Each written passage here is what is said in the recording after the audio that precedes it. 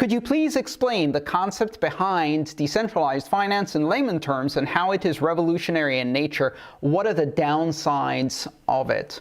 All right, so the basic concept of decentralized finance is to create all of these composable basic finance primitives that are implemented as smart contracts with some degree of decentralization. And one of the things we're going to be talking about today is what exactly does it mean to say some degree of decentralization?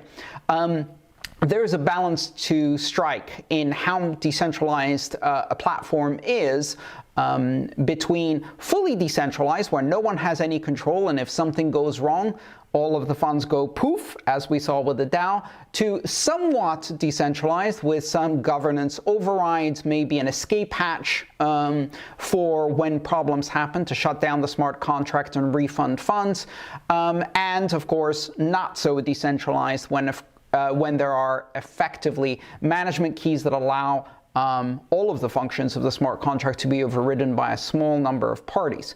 And there's all of the range in between. So that's the D, decentralized in DeFi.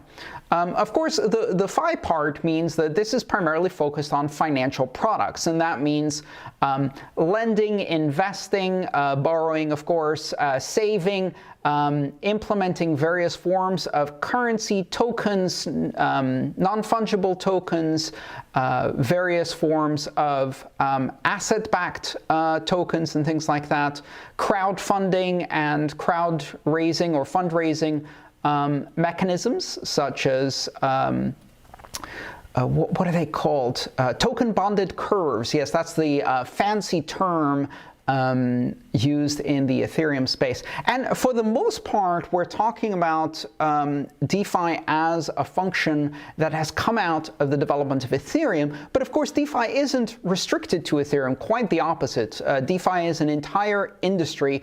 And the best way I like to describe DeFi is by contrast to CeFi.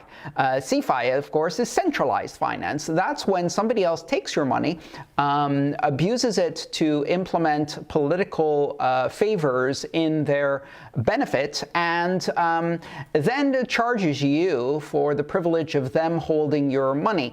And perhaps, if you're lucky, they give it back to you, perhaps not, while enriching themselves unfairly in a parasitical codependent relationship with government.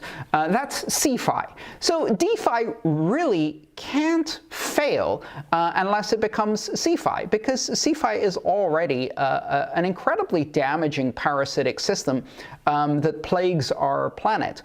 So DeFi is an approach that is primarily focused on decentralizing the power dynamic. That's the real key here. Who has power over money?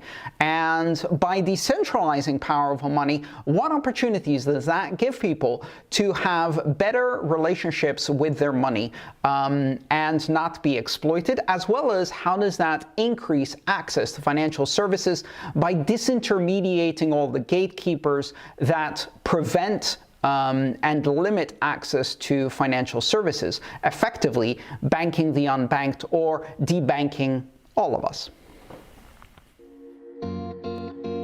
If you enjoyed this video, please subscribe, like, and share.